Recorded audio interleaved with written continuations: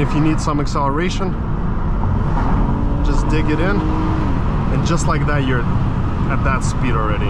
Oh, wow.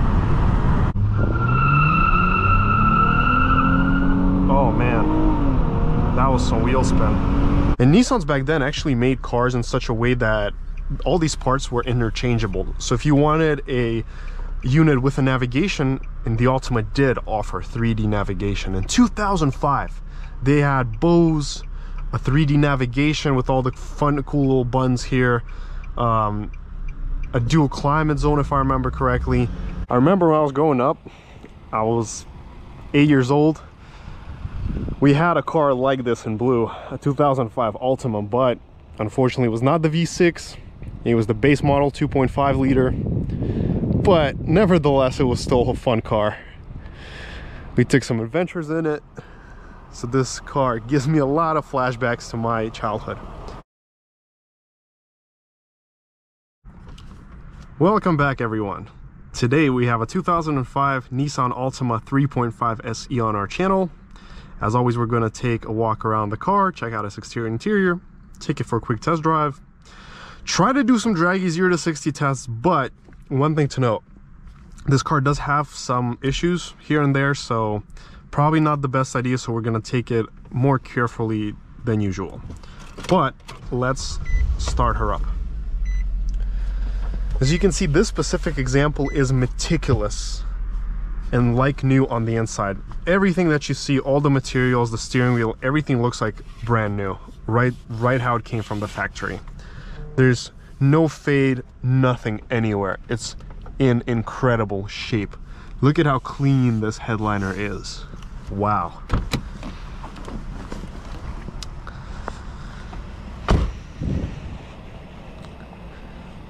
I remember when I was growing up, I was 8 years old. We had a car like this in blue, a 2005 Altima, but unfortunately it was not the V6. It was the base model 2.5 liter, but nevertheless it was still a fun car.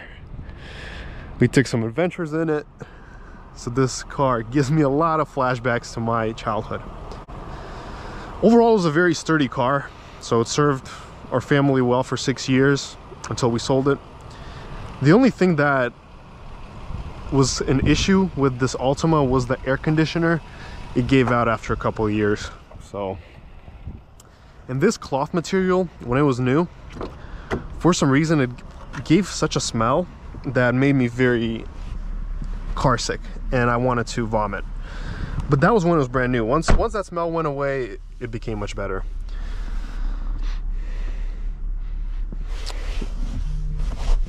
The Nissans back then were just different, I gotta say. Something very Japanese about them. All the materials here feel good, soft. Even this is soft touch, and then you got the cloth. In today's world, this would be called like the Alcantara, and it would be considered fancy. But back then it was just a standard thing you saw in the Altima. And then, yeah, you have to open the trunk. Yeah, there we go. You gotta press it down. There we go. A good sized trunk, so 2-3 suitcases will fit no problem. Okay.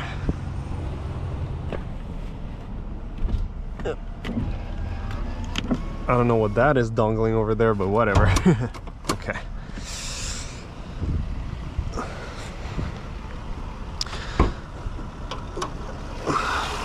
We got the VQ35 in there, a great healthy engine. There we go. So this Altima came in various trims. So you had the 3.5 SL as well.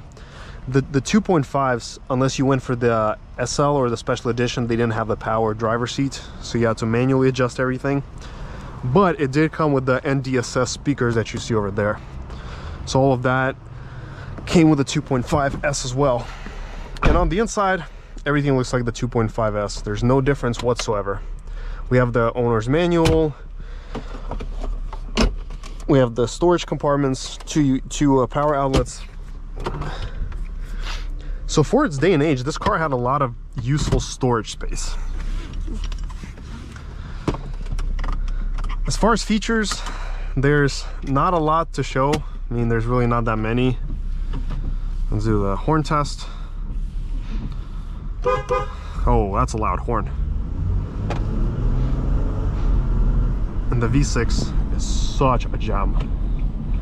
I've driven the 2.5 version of this car, same year, and it wasn't bad. It was okay. Like, it had some power, so for city driving it was more than plenty to, you know, to use. But this just has such a different kick. And the handling here, despite all the issues and things that needs to be done here, like with, you know, the rack and pinion, it still handles so sharply. You get direct feedback from the steering wheel, which is great.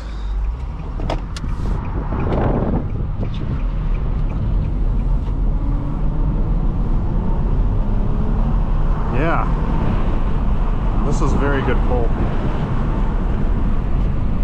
So the one thing that the Altimas usually never had were the automatic closing doors. They just didn't have that back then, and you have to always manually press this to close.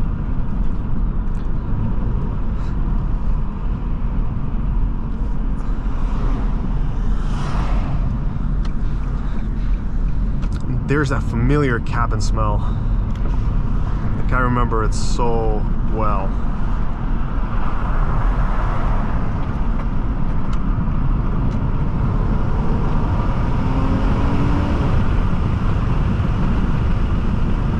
The power here is excellent. It's torquey, it's strong, magnificent.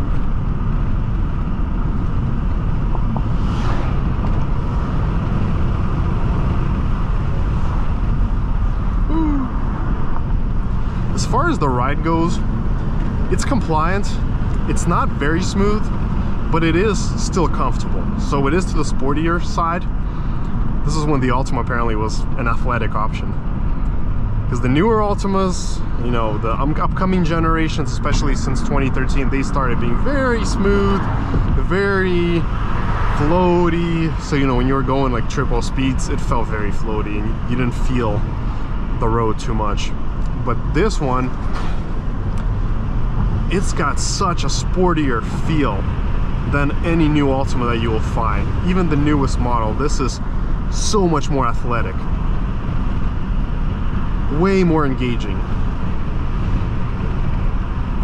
And there's no CVT here, guess what? It's got a 5-speed automatic. It doesn't have any lag off the line, it just goes. And all the amount of usable storage space, everything was so simple, so clean. Nowadays, if you saw this trim in modern cars, they'd be calling it, oh, the carbon aluminum, no, the aluminum trim. That's what they call it in the newer cars. The Alcantara, the aluminum trim. And this here is, this is soft right here and hard right here. So this is still all soft. And Nissans back then actually made cars in such a way that all these parts were interchangeable. So if you wanted a unit with a navigation, and the Altima did offer 3D navigation. In 2005, they had Bose, a 3D navigation with all the fun, cool little buttons here, a dual climate zone, if I remember correctly, and you could interchange them. So that's how Nissan used to be back in the day, is they were interchangeable. So if you wanted a navigation, you could pay and upgrade it and get the navigation.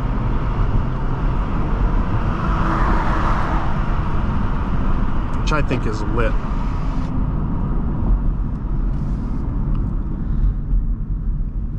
The brakes feel solid, so they stop the car quickly and with minimal effort. Oh, just the way it goes. You don't even have to put in any throttle to get it going. The visibility is an A+. I can see everything clearly. The mirrors are big. The windows are also large, so you can look around and see clearly through them. So the visibility is really good.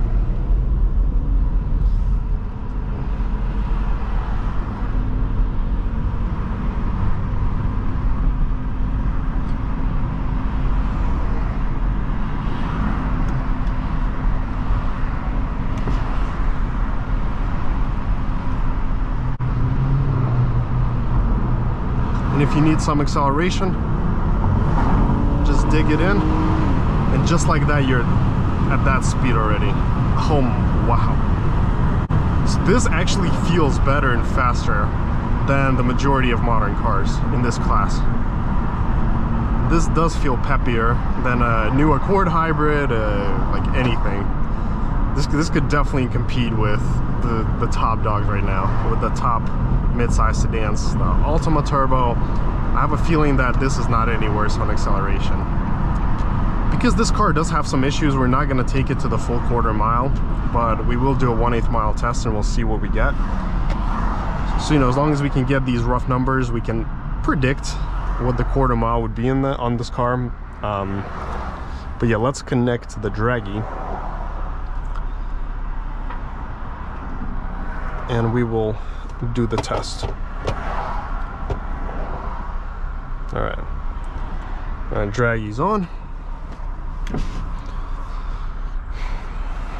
The seats are comfortable, supportive. There's good shoulder support, side support. The seat holds you in nice and tight. Very comfortable seats, so you could easily take them on a long distance journey and it's going to be comfortable and smooth. You know, the more older cars I drive from the 2000s era, the more I miss them, because every single new car that you drive, whether it's the Accord, the Altima, the Camry, they're good cars. They have nice technology, a lot of safety features, they're smooth, but there's no identity in them. They all feel very similar. They all feel like the same thing. You get your small 4-cylinder engine and be happy with it. The only car that is being offered with a V6 is the Camry right now. The Ag's the Maxima, so you're left with just that. The Accord is now only offered with a 4-cylinder. The Altima is only a 4-cylinder. The Passat is a 4. Well, there's no more. Is there a Passat? Yeah, I think there still is a Passat. It's also a 4-cylinder. The Arteon is a 4-cylinder. So you don't get that reliable, smooth 6-pot that you once could have gotten. And even the steering wheel here, it's quilted, it's leather wrapped, it feels great on my hands. It's the perfect width. It's got these finger rests here. This is magnificent. Truly an appealing vehicle. And if I remember correctly, they were priced in the mid-high 20s. I'd have to double check on that. And you could still get a good $5,000–6,000 discount on them back in 2005.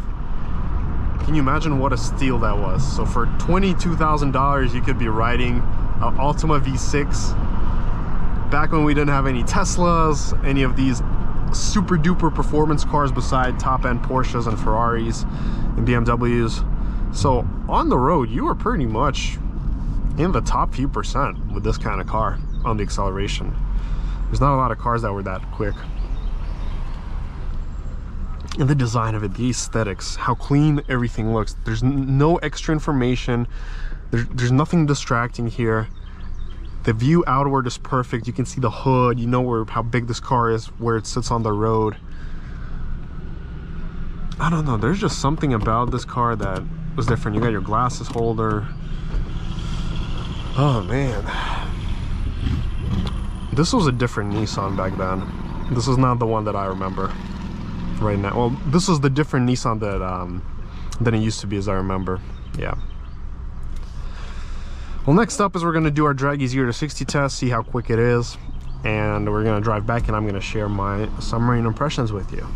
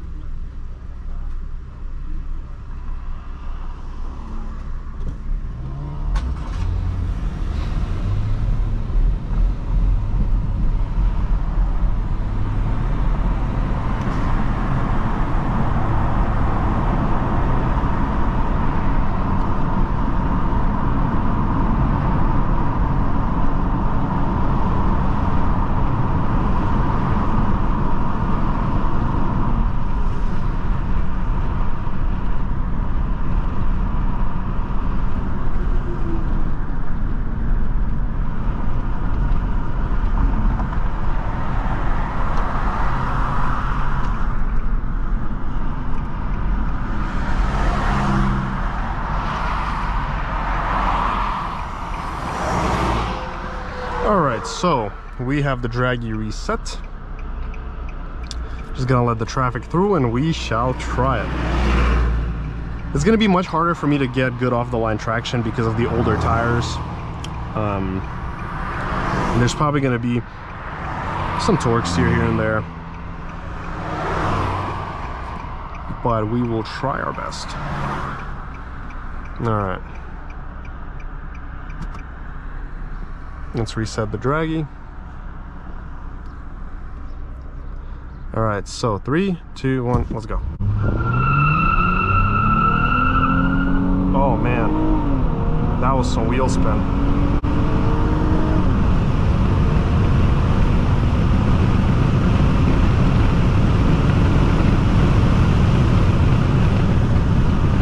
So we did, let's see.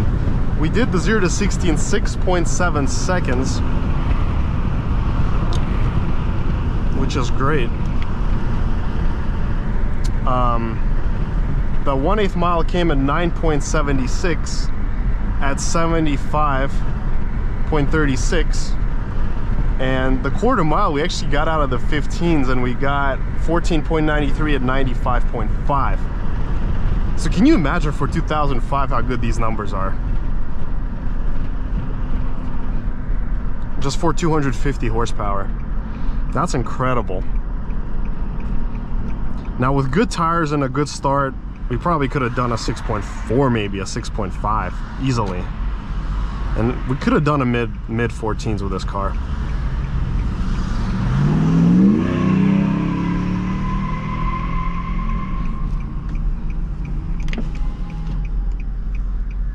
But compared to the older generations, this was a very fast Altima, because the 2001s were slower. 2000, you know, once they got to this one with 5 speeds, that's when they got quick. The 4 speeds were significantly slower. I remember like mid 7s, that was about right. But yeah, very cool. So the 2.5 liter of this same year does about 9.5 seconds on the 0 to 60. So we're looking at about a 3-second difference just on that. And the trap speed is probably different by about 8 to 10 miles an hour. That's what it differs to on the trap speed, which is a pretty significant difference on the highway. A car with this kind of trap speed feels very quick, and then the 2.5 trap speed with the 85 miles an hour, 86, is not going to feel as quick.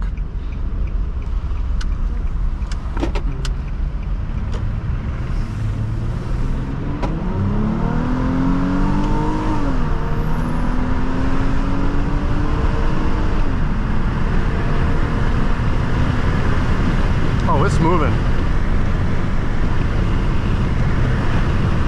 It's hustling.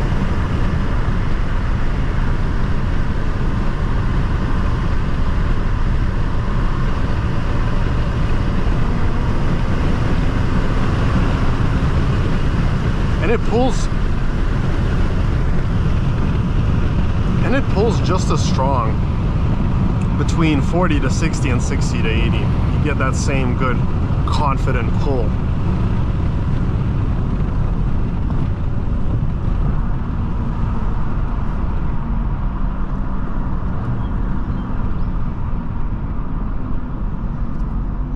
This is lovely.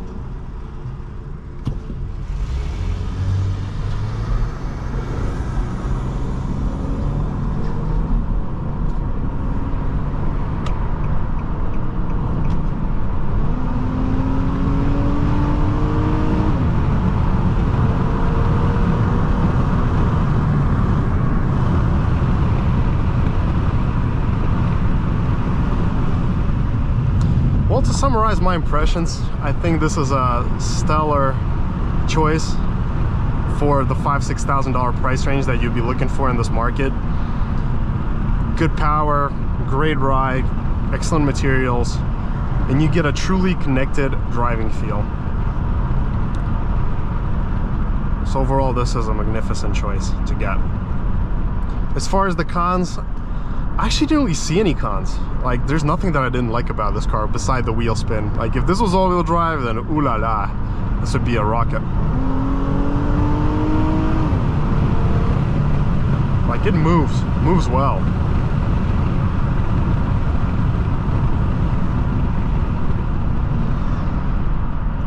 In the brakes, there is a little bit of fade down the road,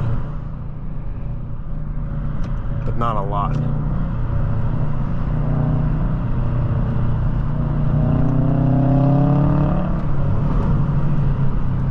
Yeah, this Subi, I know what he's trying to do. Let's go. Let's go, Subi.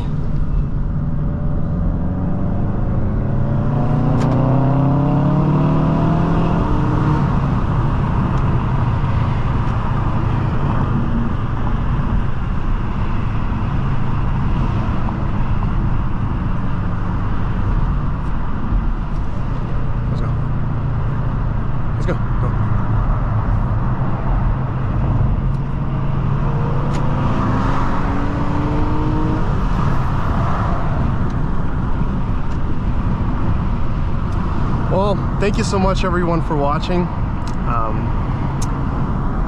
Make sure to smash that like and subscribe button. And till next time.